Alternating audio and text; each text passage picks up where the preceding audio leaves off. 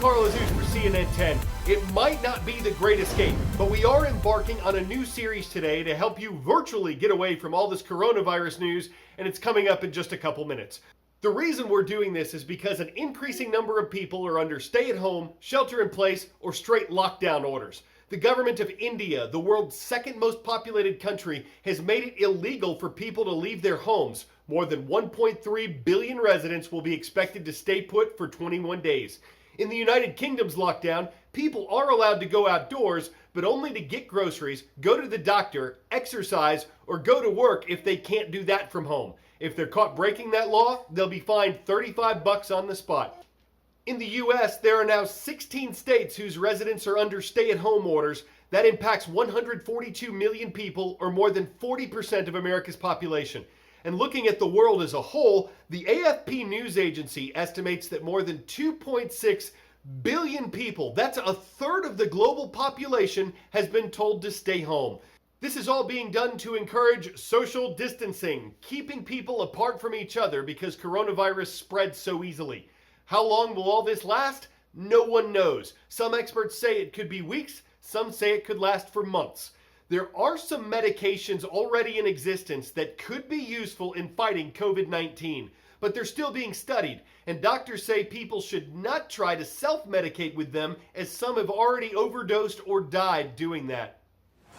Since we now have people who have recovered from the coronavirus, is it possible to develop some sort of treatment using the antibodies that they developed as a response to the disease? As a matter of fact, that's exactly what we're doing. We're gearing up for a study of both convalescent serum, which is a big word to say taking the serum from someone who's completely recovered, getting it in a way that you can reinfuse it in somebody else, or getting out the proteins, the gamma globulin, the antibodies from that serum, and use it as a way of both treatment and possibly prophylaxis, but mostly treatment. Very good question. It's one of our top priorities. At what point would they ramp up testing to those who do not have symptoms so they can find out how the virus is spreading? I know right now they do not have enough tests, but wouldn't it be prudent to get enough tests to include young people without symptoms?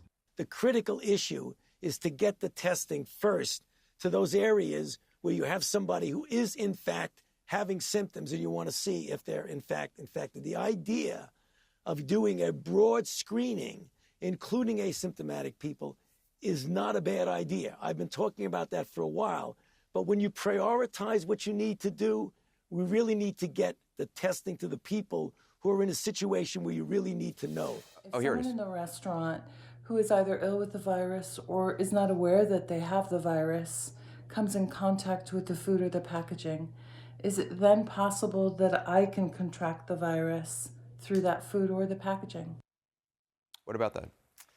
So, it's interesting. So first of all, you're not going to get it from the food that you're eating. This isn't one of those types of viruses. It is a respiratory virus. I think the highest risk moment in getting food delivered to you is actually the face-to-face interaction, if you have one, with the delivery person. So ideally, you would be able to pay them online, tip them online, or whatever platform you're using for ordering food, and then have them leave it outside your door.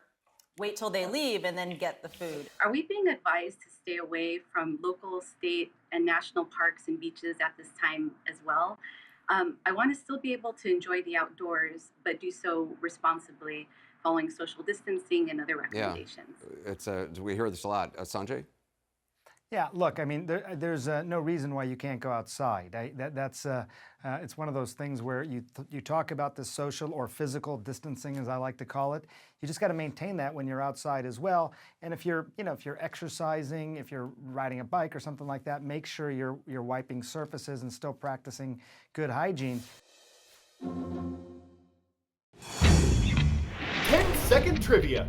Which of these events took place in 1896? First Modern Olympics, Spanish-American War, Chicago World's Fair, or discovery of X-rays? In 1896, the first modern Olympics were held in Athens, Greece, the site of the ancient games.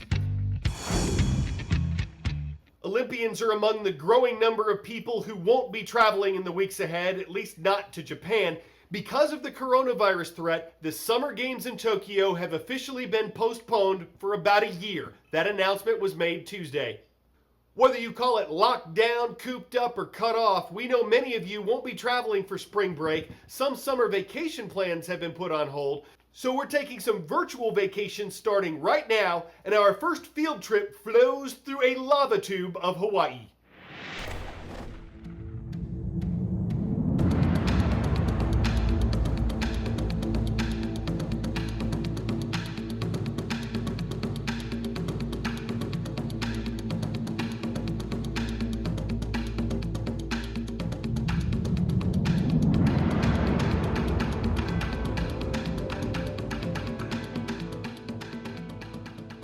Just imagine about 500 years ago, lava flooding down through this tube. It's about a mile long. And for the celebration of the centennial of the park, they're letting very small select groups take a tour through here.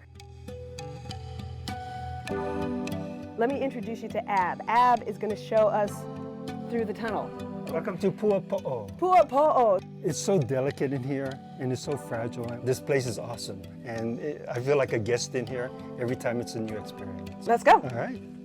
E hele mai, which means follow me.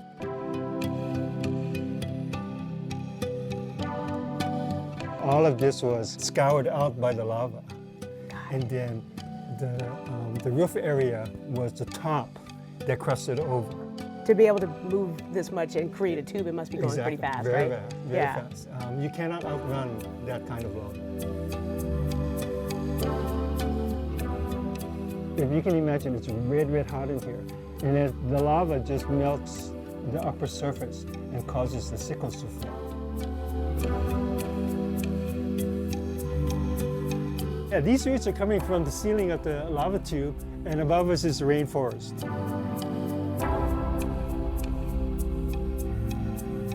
You can crawl through. It almost looks like some big earth-moving equipment came through here and dug up the bottom of the cave. This was the upper surface, and then this is all still molten, flowing underneath it until it all drained away. We're in the area that's called the amphitheater because there's a big opening here. In the absence of light, then this place becomes totally and utterly black.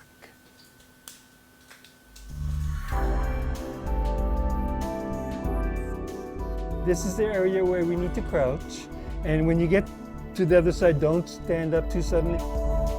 These are the standing lava waves, and kind of ebbed and flowed. So it came through it hard, and then it came through it hard. This is the only place that we know of where there's a frozen standing lava wave formation in the lava tube. It looks staged like a Hollywood set. So at this point, actually if you see above, that's our exit. Wow.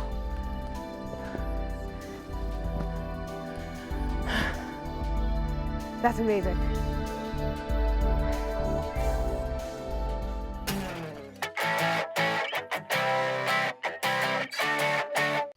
This isn't just another way folks are staying in shape while under lockdown.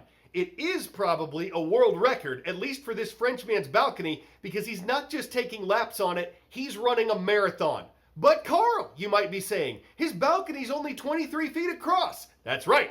He says it took about 3,000 laps and that he completed the feat in 6 hours and 48 minutes. Keep in mind, he had to stop and turn around every 23 feet, which is itself a feat. Or a defeat for his feet, because with all the about faces, it makes for harder races as you're taking all these paces without going any places. He amazes as he pushes forth, always turning back and forth. Reebok, Nike, Saucony should all sponsor his balcony, where with his runner's pride, he takes it all in stride. All right, I'm Carl Azus from the state of Georgia. Shout out to our viewers in the Republic of Georgia, where we're happy to be part of your day at QSI International School of Tbilisi.